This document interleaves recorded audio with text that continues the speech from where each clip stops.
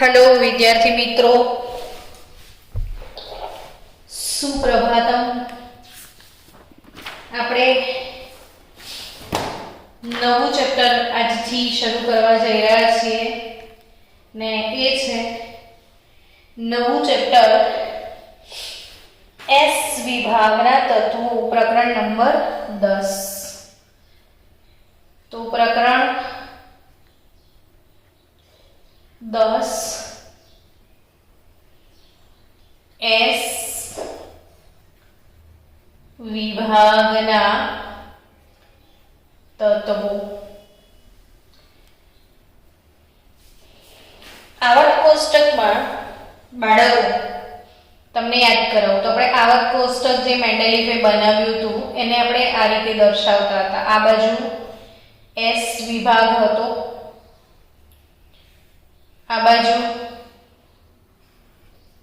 P विभाग,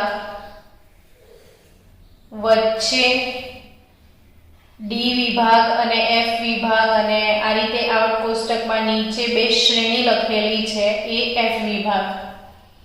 એટલે આવક કોષ્ટક માં કુલ આપણે 4 વિભાગ ભણીએ છીએ। એમાંથી એસ અને પી વિભાગના જે તત્વો છે એમને प्रतिनिधि तत्वों तरीके ओळखवामां आवे छे। डी विभागना तत्वोने आपणे सामान्य रीते सक्रांति तत्वों तरीके ओळखीए छीए अने एफ विभागना जे तत्वों छे ए आंतर सक्रांति तत्वों तरीके ओळखवामां आवे छे। એટલે આ પ્રતિનિધિ તત્વો, આ સક્રાંતિ તત્વો ને સક્રાંતિની અંદર અહીંયા જ હોય છે એફ વિભાગ, એટલે એ આંતર સક્રાંતિ તત્વો। એમાંની 11મા ધોરણમાં એસ વિભાગના તત્વો ને પી વિભાગમાં 13મો ને 14મો સમૂહ, 12મા ધોરણમાં ફરીથી પી વિભાગના તત્વો 15 થી 18મો સમૂહ અને ડી અને એફ વિભાગના તત્વો પણ 12મા ધોરણમાં। એટલે અલ્ટિમેટલી આ જે બ્લોક કેમિસ્ટ્રી છે, એસ બ્લોક, પી બ્લોક, એ બ્લોક કેમિસ્ટ્રી નીટ અને જી કોમ્પિટિટિવ લેવલ માટે લગભગ 7 પ્રશ્નો કવર કરશે। એટલે 28 થી 30 માર્કનું બ્લોક કેમિસ્ટ્રી તમને જી નીટમાં મળશે। તો અગત્યનો ટોપિક જેને કોમ્પિટિટિવ લેવલે ગણી શકાય। દર વર્ષે નીટમાં એસ વિભાગના તત્વોમાંથી એકાદ પ્રશ્ન અચૂક હોય છે। ચેપ્ટર નાનું છે પણ એનું ઇમ્પોર્ટન્સ બહુ ઘણું બધું છે। તો એસ વિભાગના તત્વો જે ટાઇટલ છે એની વ્યાખ્યા સમજી લઈએ। तो एस विभागना तत्वों खरेखर कोने कहेवाय? तो कि जे तत्वों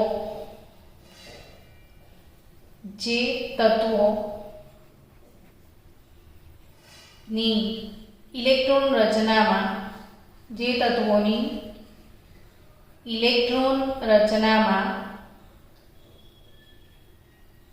छेल्लो इलेक्ट्रॉन एस कक्षक में भराय,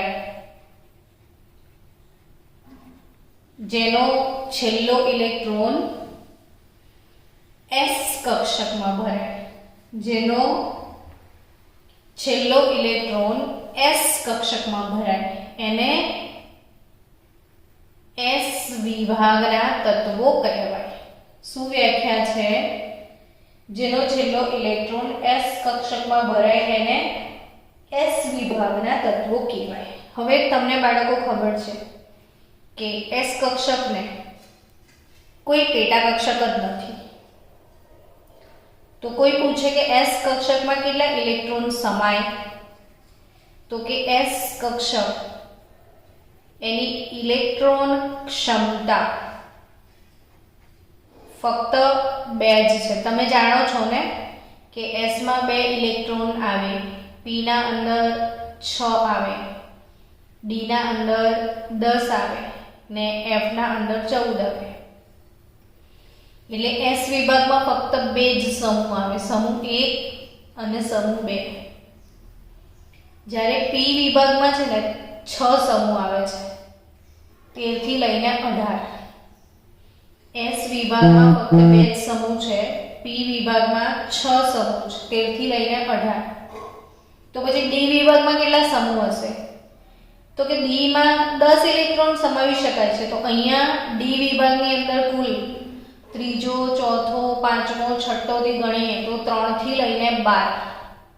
3 થી લઈને 12 એટલે ડી વિભાગમાં 3 થી 12 કુલ 10 સમૂહ છે. પી વિભાગમાં 13 થી 18 6 સમૂહ છે. એસ વિભાગમાં પહેલો અને બીજો 2 સમૂહ છે. જ્યારે એફ વિભાગમાં સમૂહ નહીં, 2 શ્રેણી આવે છે અને દરેક શ્રેણીમાં 14 તત્વો છે, કારણ કે ઓબ્વિયસલી એમાં 14 ઇલેક્ટ્રોન ભરાવાની ક્ષમતા છે.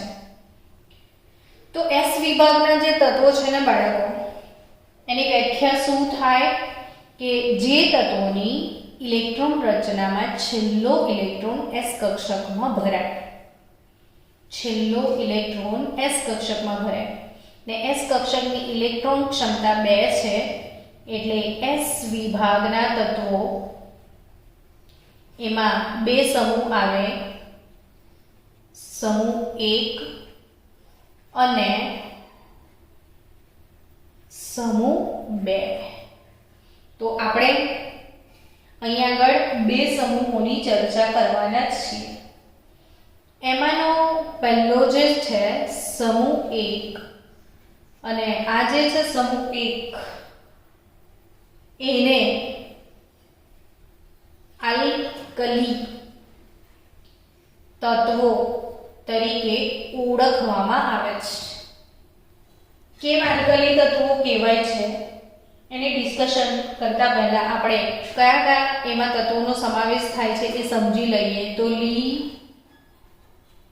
ના, કી, રબ, સે, ફરિયાદ. યાદ આવ્યું તમને? લીના કી રબસે ફરિયાદ મેં તમને પોએમ શીખવાડેલી હતી. લીના કી રબસે ફરિયાદ. Lithium, sodium, potassium, rubidium, caesium અને ફ્રાન્સિયમ નામ પણ લખી દઈએ, કેમ કે જે વિદ્યાર્થી મિત્રોને કાચું હોય તો ફરી હજી એકવાર એમને ચાન્સ છે પાક્કું કરવાનું. એલઆઈ એટલે લિથિયમ,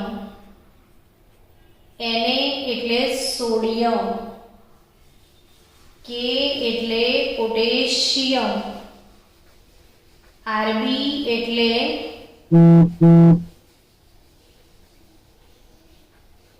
રૂબિડિયમ,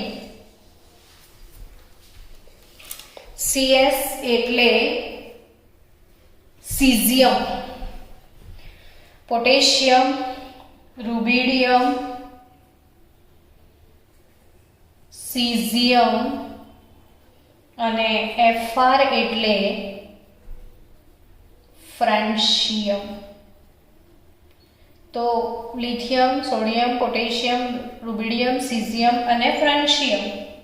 હવે મેં તમને શીખવાડેલું છે કે આના પરમાણુ ક્રમાંક કેવી રીતે લખશો. તો લિથિયમનો નંબર 3, 3 માં 8 ઉમેરવાના છે તો 11 નંબર પર સોડિયમ આવશે, એમાં 8 ઉમેરો તો 19. કેમ 8 ઉમેરવાના? તો બીજા આવર્તમાં 8 તત્વો, ત્રીજા આવર્તમાં 8 તત્વો, જેટલા તત્વોની સંખ્યા છે આવર્ત પ્રમાણે ઉમેરતા જાઓ. 8, 8, 18. 37 નંબર પર સીઝિયમ, ફરીથી 18 ઉમેરો તો 55 નંબર, 37 નંબર પર રૂબિડિયમ, 55 પર સીઝિયમ અને 32 ઉમેરો તો 87 નંબર પર છે ફ્રાન્સિયમ. ચલો અગત્યની વાતો કરતા જઈએ.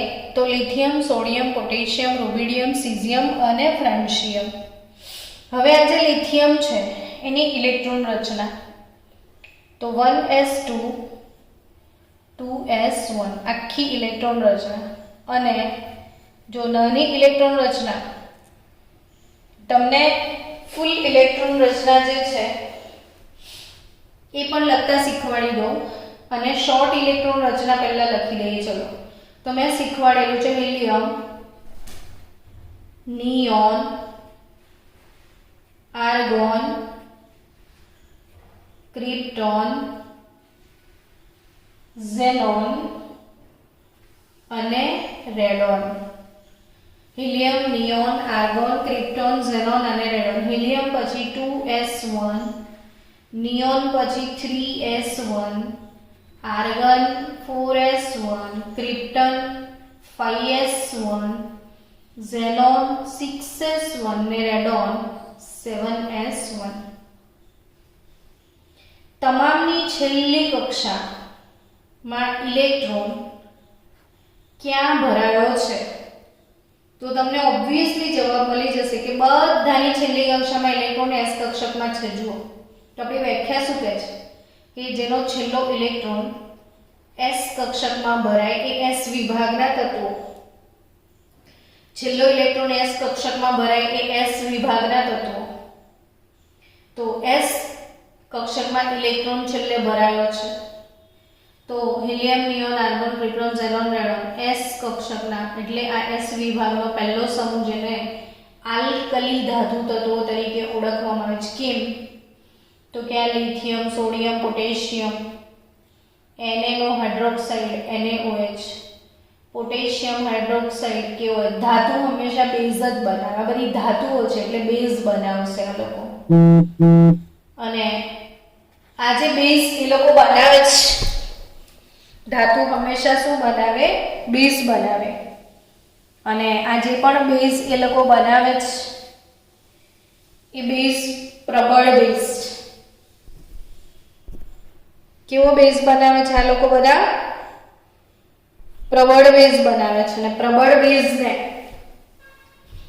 આલ્કલી કહેવાય. બેઝ એટલે આલ્કલી. આલ્કલી એટલે શું બાળકો? બેઝ. અને આ બધી ધાતુઓ નો હાઇડ્રોક્સાઇડ એ પ્રબળ બેઝ છે એટલે એમને આલ્કલી તત્વો તરીકે ઓળખવામાં આવે છે. બીજી એક વાત એવી છે કે આ સોડિયમ પોટેશિયમના જે ક્ષારો છે એ નાના નાના છોડવાઓ જે હોય એ છોડવાઓની રાખમાંથી મળી આવે છે. અને એરેબિક વર્ડ આ રાખ માટે અલ્કોલી, અલ્કોલી રાખને એ લોકો અલ્કોલી કહેતા હતા અને આ અલ્કોલીમાંથી મળતા હતા. એટલે પણ અલ્કોલીમાંથી ધીરે ધીરે આલ્કલી શબ્દ પ્રચલિત બન્યો છે. અને બીજી વાત પ્રમાણે આલ્કલી એટલે પ્રબળ બેઝ ને આ બધી ધાતુઓ બેઝ બનાવતી હોવાથી એમને આલ્કલી તત્વો તરીકે ઓળખવામાં આવે છે. આપણે આ બધાની સામાન્ય ઇલેક્ટ્રોન રચના તો જો આ ઊંડા વાયુ બદલાય છે એટલે આપણે અહીંયા લખીએ ફરીથી સામાન્ય ઇલેક્ટ્રોન રચના. પ્રથમ સમૂહની સામાન્ય ઇલેક્ટ્રોન રચના ઊંડા વાયુ NS1. શું થશે? સામાન્ય ઇલેક્ટ્રોન રચના ઊંડા વાયુ NS1. તો આ સામાન્ય ઇલેક્ટ્રોન રચના થશે. 2 મિનિટ બાળકો. હવે અગત્યની ડિસ્કસ આપણે કરીએ સમૂહ વાઇઝ. તો આપણે એક વસ્તુ યાદ રાખીશું કે જે પ્રથમ સમૂહ છે, પ્રથમ સમૂહ એમાં ફ્રાન્સિયમની વાત કરીએ. પ્રથમ સમૂહમાં ફ્રાન્સિયમ એ ખૂબ જ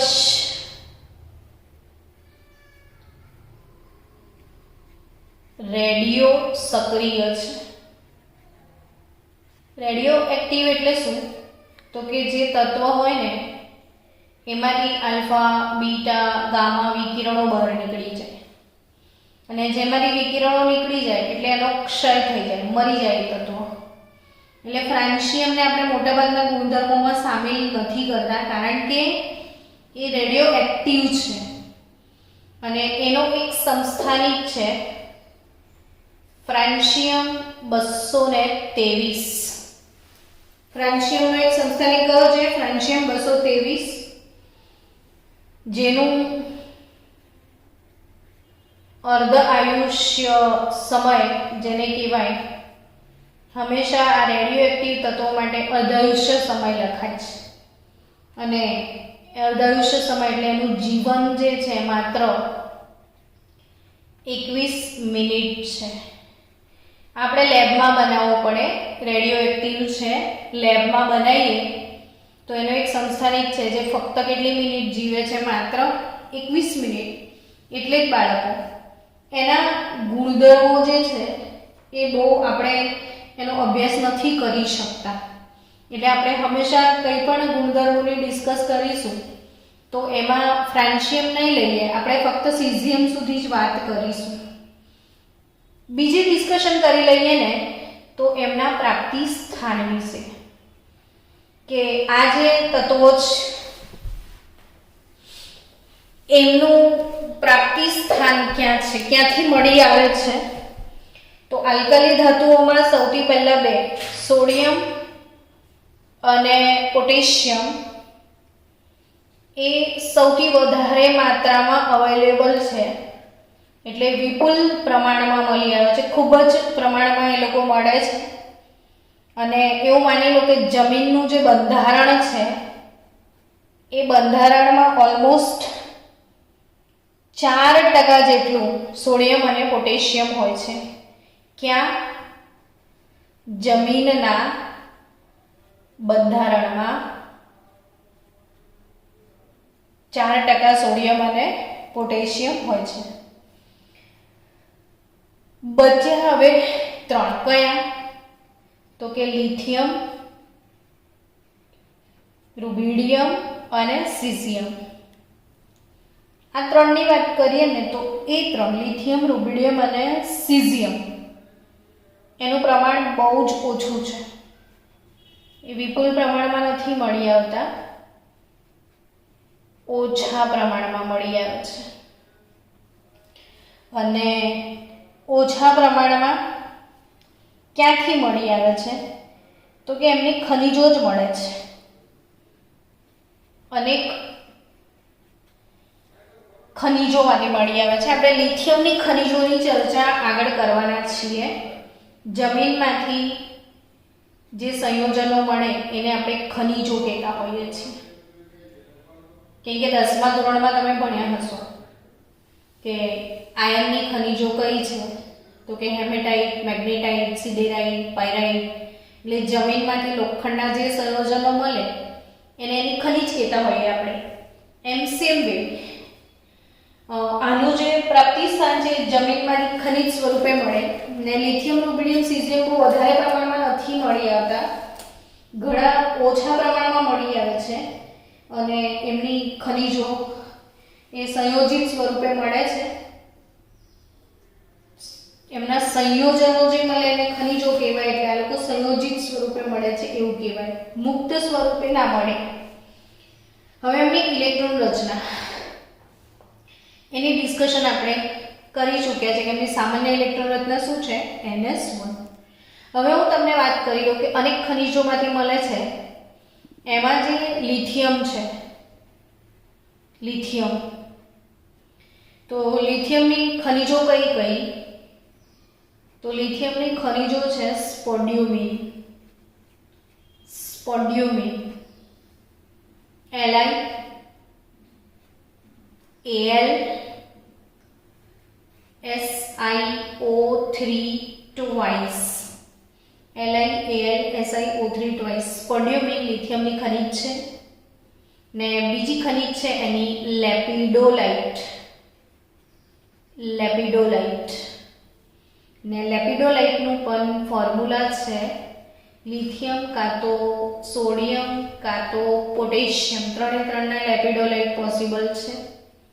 ટ્વાઇસ Al2FOH6 तो FOH6 Al2 લીના કે લિથિયમ સોડિયમ પોટેશિયમ કોઈનો દરેકનો લેપિડોલાઇટ પોસિબલ છે। તો લિથિયમની બે ખનિજો યાદ રાખજો, સ્પોડ્યુમિન અને લેપિડોલાઇટ। કેમ કે છે ને એમસીક્યુમાં તમને આવશે કે સ્પોડ્યુમિન કઈ ધાતુની ખનિજ છે, તો એ લિથિયમ। તો લિથિયમની બે ખનિજો યાદ રહી। એવી રીતે સોડિયમની બે ખનિજો તમારે યાદ રાખવાની છે। સોડિયમ માટે રોક સોલ્ટ એટલે મીઠું NaCl। એ જ રીતે કાર્નાઇટ, સોડિયમની ખનિજ છે કાર્નાઇટ। કાર્નાઇટ ખનિજ એટલે Na2B4O7 into 4H2O, Na2B4O7 into 4H2O અને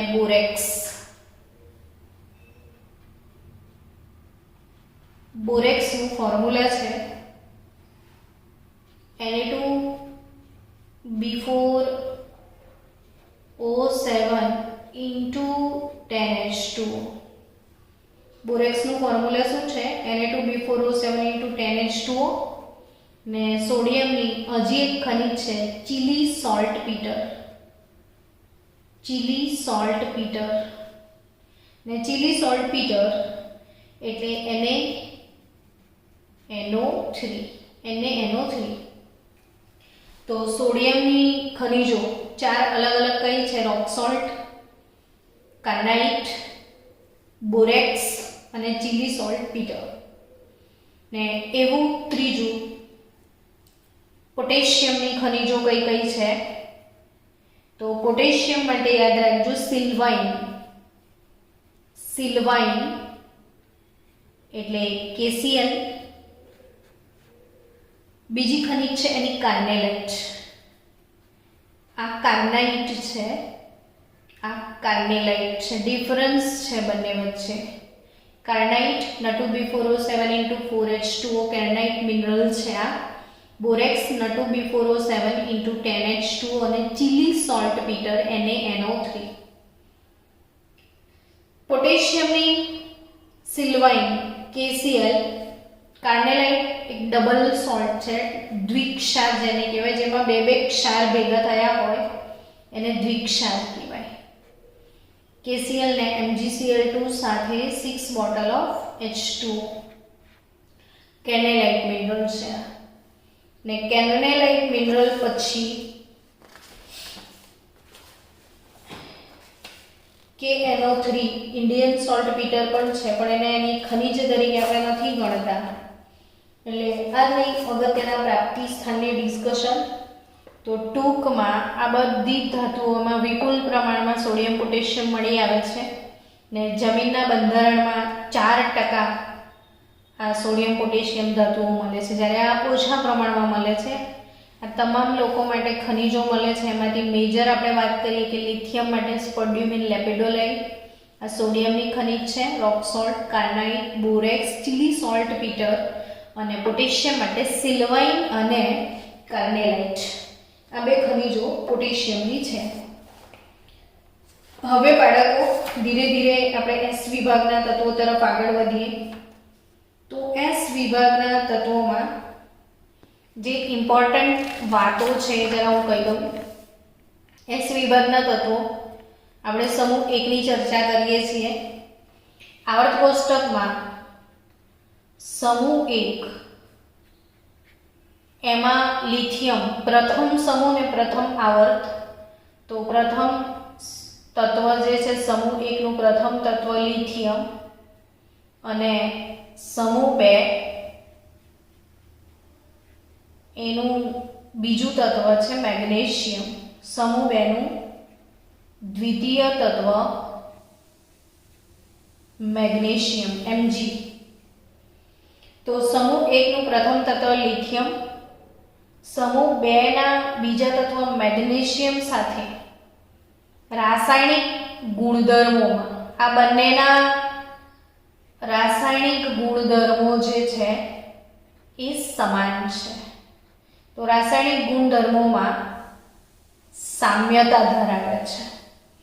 એટલે લિથિયમના તમામ ગુણધર્મો કોને મળતા આવે છે? પોતાના સમૂહના સભ્યોથી અલગ પડે છે ને બાજુવાળાના સમૂહમાં મેગ્નેશિયમ જેવા ગુણધર્મો દર્શાવે છે.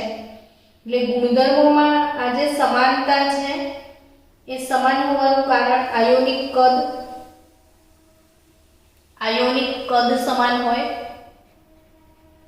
આયોનિક કદ એટલે Li+ અને Mg+2 લિથિયમ આયન અને મેગ્નેશિયમ આયનનું જે કદ છે એ લગભગ સમાન છે. લિથિયમ Li+ ની વાત કરીએ ને તો એ 76 પિકોમીટરની સાઇઝ ધરાવે છે, જ્યારે મેગ્નેશિયમ +2 ની તમે વાત કરશો ને તો એ 72 પિકોમીટરની સાઇઝ ધરાવે છે. અર્થાત કે લગભગ આ બંનેનો આયોનિક કદ સમાન છે લિથિયમ અને મેગ્નેશિયમનો. એના કારણે એના ઘણા બધા રાસાયણિક ગુણધર્મોમાં આશ્ચર્યજનક સમાનતા જોવા મળે છે અને એટલે જ આવા સંબંધને વિકર્ણ સંબંધ તરીકે ઓળખાય છે. આ કયો સંબંધ છે બાળકો? વિકર્ણ સંબંધ. કયો સંબંધ? વિકર્ણ સંબંધ. તો આ વિકર્ણ સંબંધ માટે MCQ તમને પરીક્ષામાં અહીંથી પૂછાશે કે પ્રથમ સમૂહનું જે લિથિયમ છે એ દ્વિતીય સમૂહના મેગ્નેશિયમ સાથે રાસાયણિક ગુણધર્મોમાં સામ્યતા ધરાવે છે, કારણ કે એમના આયોનિક કદ સમાન છે. લિથિયમનો ધન આયન Li+ 76 પિકોમીટરનો છે, જ્યારે મેગ્નેશિયમનો ધન આયન 72. લગભગ સમાન આયોનિક કદ હોવાના કારણે એમના રાસાયણિક ગુણધર્મો સમાન થઈ જાય છે અને આ સંબંધને શું કહેવામાં આવે છે? વિકર્ણ સંબંધ કહેવામાં આવે છે. શું કહેવામાં આવે છે? વિકર્ણ સંબંધ કહેવામાં આવે છે. તો બાળકો ચલો આપણે શરૂ કરીએ ધીરે ધીરે ભૌતિક ગુણધર્મો અને ત્યારબાદ આવશે એના રાસાયણિક ગુણધર્મો. આપણે એમના પ્રાપ્તિ સ્થાનની ચર્ચા કરી. હવેનો મેજર ટોપિક આવશે કે આલ્કલી ધાતુઓના ભૌતિક ગુણધર્મો. પહેલો ટોપિક કયો આવશે? આલ્કલી ધાતુ તત્વોના ભૌતિક ગુણધર્મો. તો ભૌતિક ગુણધર્મો, જનરલી ભૌતિક ગુણધર્મો એટલે શું આવે? તો કે એમનો દેખાવ કેવો છે, એ ધાતુ છે કે અધાતુ છે, એમની આયનીકરણ એન્થાલ્પી કેવી હશે, કદ કેવું હશે, આ બધા ગુણધર્મો એમાં આવશે. તો આપણે ચર્ચા કરીએ ભૌતિક ગુણધર્મોની પહેલા. તો ભૌતિક ગુણધર્મોની વાત કરીએ તો એનો પહેલો મુદ્દો યાદ રાખજો કે તમામ આલ્કલી ધાતુઓ ચાંદી જેવી સફેદ દેખાય છે. કોના જેવી સફેદ? ચાંદી. ચાંદી એટલે સિલ્વર. સિલ્વર જેવી સફેદ છે. એક કામ કરજો, આજે ગૂગલ પર સર્ચ મારજો, આલ્કલી મેટલ્સ એવું લખશો ને તો તમામ મેટલ્સના વિડીયોઝ તમને ગૂગલ પર મળશે બાળકો. ગૂગલ પર તમામ મેટલ્સના વિડીયો તમને મળશે ને જોજો, મજા આવશે તમને કે આ બધી ધાતુઓ ખરેખર કેવી દેખાય છે. ઓકે, 2 મિનિટમાં મીટિંગ એન્ડ થશે ને? સારું, હું 2 મિનિટ પછી પાછું એને રિજોઈન કરીશ. તમે યાદ રાખજો કે આ જે સિલ્વર ધાતુ છે, ચાંદી જેવી સફેદ ધાતુ છે, Ag જેવી સફેદ ધાતુઓ છે, આ નરમ છે ને વજનમાં હલકી, સોફ્ટ ધાતુઓ છે ને વજનમાં હલકી છે આ બધી ધાતુઓ. બીજું, આ ધાતુઓ આખા આવર્ત કોષ્ટકમાં સૌથી મોટા કદની છે. તમને ખ્યાલ છે કે આખા આવર્ત કોષ્ટકમાં સૌથી મોટું કદ કોનું? આપણે એક જ આવર્તમાં ડાબેથી જમણી તરફ જઈએ તો કદમાં ઘટાડો થાય. તો લીના કી રબસે ફરિયાદની વાત કરીએ, લી 2 બ ક ન ફ આવર્તમાં જઈએ તો સૌથી મોટો લિથિયમ જ થાય. એટલે આખા આવર્ત કોષ્ટકમાં લોકોનું કદ મોટું છે અને મોટા કદને કારણે એક વસ્તુ એમની ઓછી છે. શું? તો કે ઘનતા. કઈ રીતે? તો કે ઘનતાનું સૂત્ર શું? દળ છેદમાં કદ. કદ મોટા તો ઘનતા ઓછી. એટલે મોટા કદને કારણે ઘનતા કેવી છે આ ધાતુઓની? ઓછી છે ને એટલે તો લખ્યું છે કે નરમ અને હલકી છે. પણ તમે ઉપરથી નીચે તરફ જશો, સમૂહમાં ઉપરથી નીચે તરફ જાઓ તો પાછો ઘનતામાં વધારો થશે. એ આપણે ડિસ્કસ કરીશું. પોટેશિયમ સોડિયમ કરતાં હલકી ધાતુ છે. આપણે ઘનતાનો ગુણધર્મ આવશે ત્યારે ઘનતા વિશે થોડીક વધારે ડિસ્કશન કરીશું. પણ ખાસ કરીને યાદ રાખજો કે સમૂહમાં ઉપરથી નીચે તરફ જાઓ તો ઘનતા હંમેશા વધે. એટલે ઉપરથી નીચેવાળી ધાતુની ઘનતા વધારે હોય. પણ પહેલા સમૂહમાં એક વસ્તુ યાદ રાખજો, નાકમાં પ્રોબ્લેમ છે. સમૂહ 1 ની ઘનતાએ નાકમાં દમ કરી રાખ્યો છે એવું યાદ રાખજો. નાકમાં દમ કર્યો છે અર્થાત નાકમાં પ્રોબ્લેમ છે. અર્થાત કે શું? લી ના કી રબસે ફરિયાદ. પોટેશિયમની ઘનતા સોડિયમ કરતાં વધારે હોવી જોઈએ. એના ઓપ્શનમાં ઊંધું છે. પોટેશિયમની ઘનતા સોડિયમ કરતાં ઓછી છે. આ એક અપવાદ છે. નાકમાં દમ કર્યો છે, નાક ઊંધું છે, બાકી બધું ઓકે છે એવું યાદ રાખજો. ગલન બિંદુ ને ઉત્કલન બિંદુની વાત કરીએ. ગલન બિંદુ અને ઉત્કલન બિંદુ. ગલન બિંદુ ને ઉત્કલન બિંદુ જનરલી આ ધાતુઓના કેવા છે? તો નીચા ગલન બિંદુ ને ઉત્કલન બિંદુ છે. અને એનું કારણ શું છે? તો કે તેમની છેલ્લી કક્ષામાં